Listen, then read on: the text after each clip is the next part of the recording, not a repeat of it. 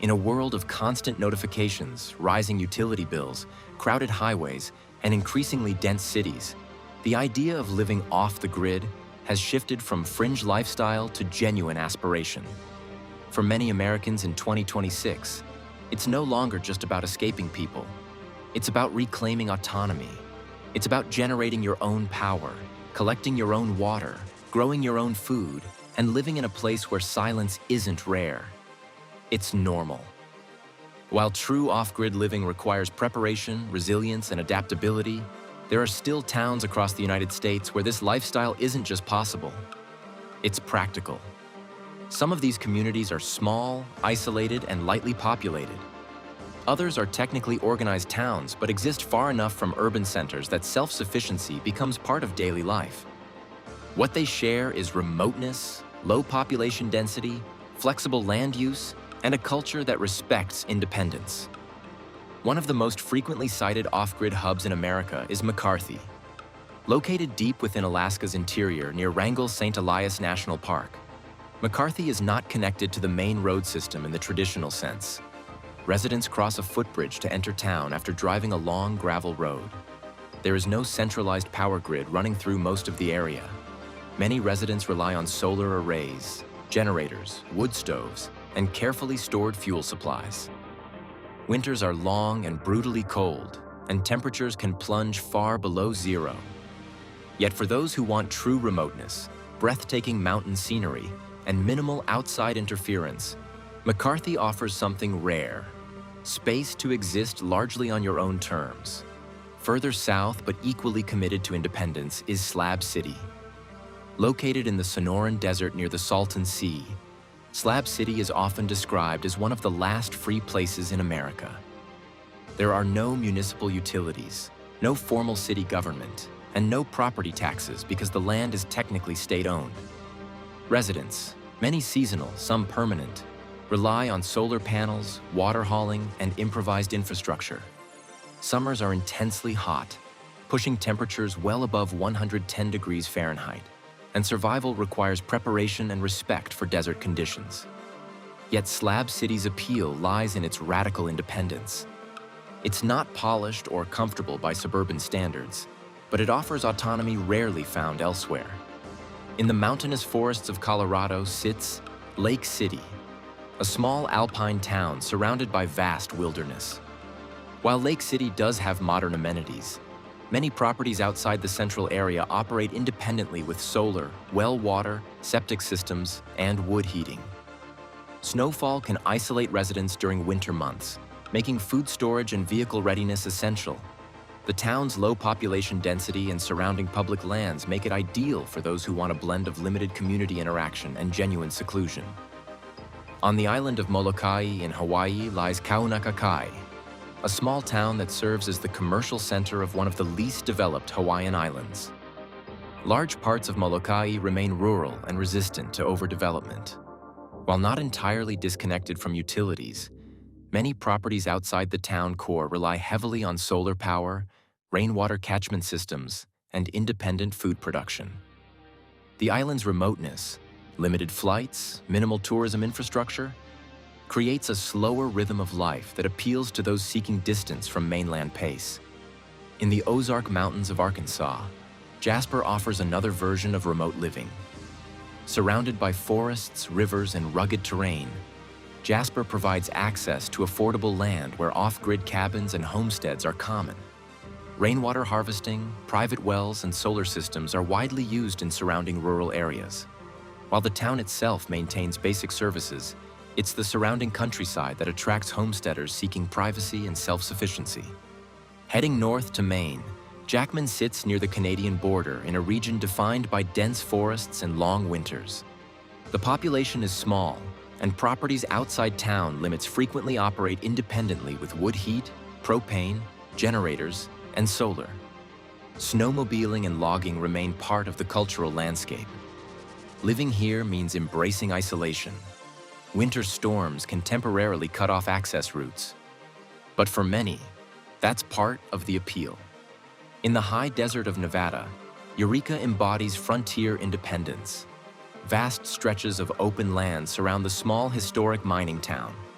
Nevada's lenient zoning in many rural counties makes it easier to build unconventional homes, install solar arrays, drill wells, and live without traditional utility connections. Water access requires planning, and desert climate demands heat management strategies.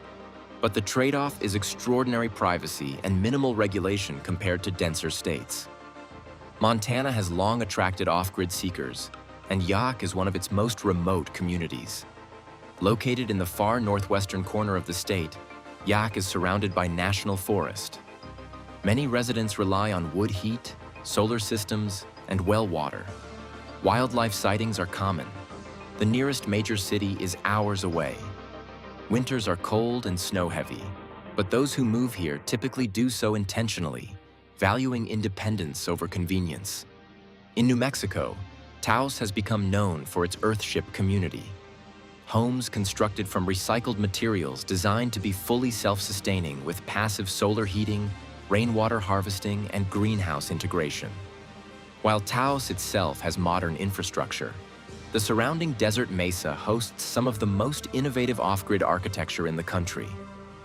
Residents here demonstrate that living off-grid doesn't have to mean primitive. It can mean technologically creative and environmentally conscious. Deep in West Texas, Terlingua sits near Big Bend National Park, offering vast desert landscapes and minimal population density. Many properties rely on hauled water, solar arrays, and septic systems. The desert climate provides abundant sunlight for energy generation, but demands careful water management. The sense of remoteness is profound. Star visibility at night is extraordinary due to minimal light pollution.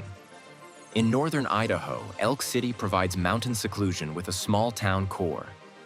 Surrounded by wilderness, many residents outside town operate independently. Snowfall can be significant, and access roads may become challenging in winter. Yet the forested terrain allows for wood heating, hunting, fishing, and small-scale farming, making it attractive for self-reliant living.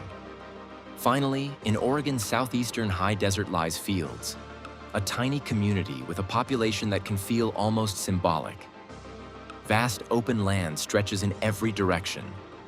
Many properties in surrounding areas are fully off-grid by necessity rather than choice. Solar systems thrive under clear skies, but residents must plan meticulously for water storage and winter supply runs. Living here requires comfort with extreme isolation and an ability to solve problems independently. What all of these towns share is not just distance from cities, but a culture of resilience. Off-grid living isn't romantic in the Instagram sense, it's practical. It means understanding how to maintain solar batteries, repair generators, manage septic systems, preserve food, and adapt to seasonal shifts. It means planning months ahead for winter or dry seasons. It requires financial preparation, because while utility bills may shrink, upfront installation costs for wells, solar panels, and backup systems can be significant. It also demands emotional readiness. Isolation affects people differently. Some thrive in quiet and independence. Others find prolonged distance from urban energy challenging. Access to healthcare, emergency services, and supply chains must be carefully evaluated. In many remote towns, the nearest hospital may be hours away. Yet for those drawn to autonomy, these communities offer something increasingly rare: the ability to disconnect from centralized systems and build a life based on self-reliance.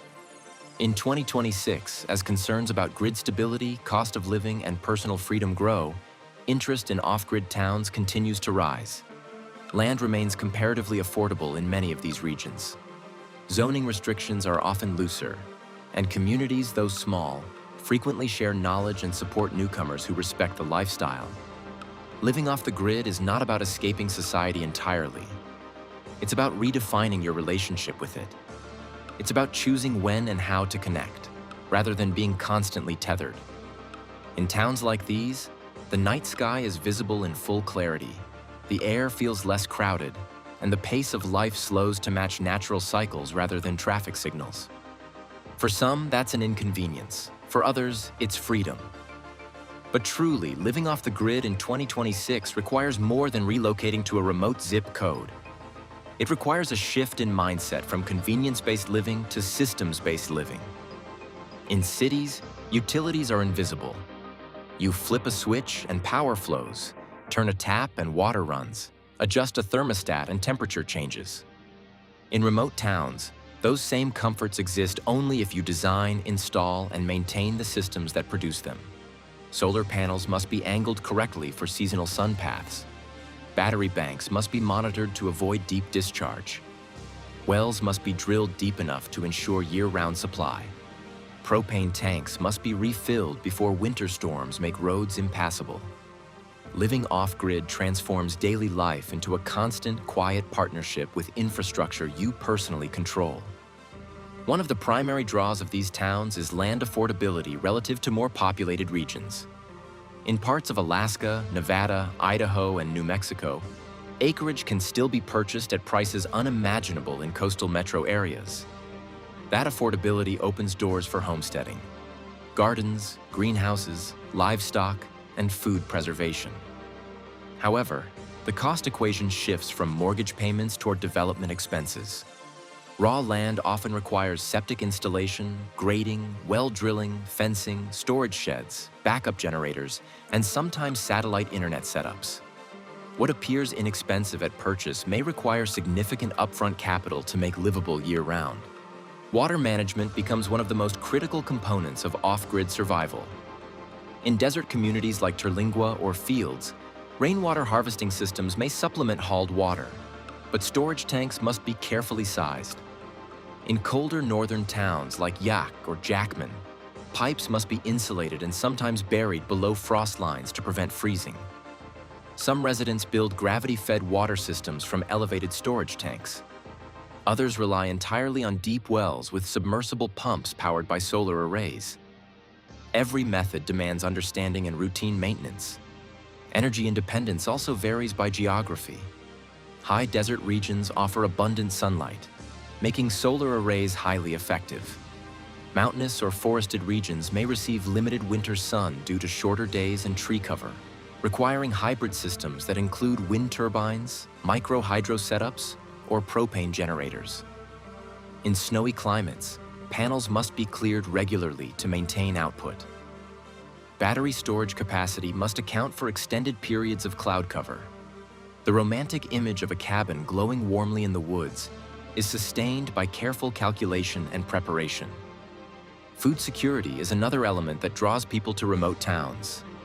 Hunting, fishing, foraging, and gardening are not hobbies here. They can be meaningful supplements to grocery supply. In places like Elk City or Jasper, deer and small game hunting seasons are woven into the local rhythm. In Alaska, fishing can provide significant protein stores for winter months. Root cellars, dehydrators, pressure canners, and chest freezers become practical tools rather than lifestyle accessories. But growing seasons vary dramatically by elevation and latitude. In Montana or Maine, frost can arrive early, shortening harvest windows. Greenhouses extend seasons but require investment and design suited to heavy snow loads. Healthcare access presents one of the largest trade-offs in remote living. In deeply isolated towns, clinics may operate limited hours, and major hospitals can be several hours away. Residents often keep well-stocked medical kits and prioritize preventative care. Emergency planning becomes part of routine life. Satellite phones or radio systems sometimes supplement unreliable cell coverage. For families with chronic medical needs, this factor alone may determine whether off-grid life is feasible long-term. Yet despite these challenges, interest in remote living continues to grow in 2026. Rising urban costs, increased remote work flexibility, and a desire for autonomy motivate many to explore these towns.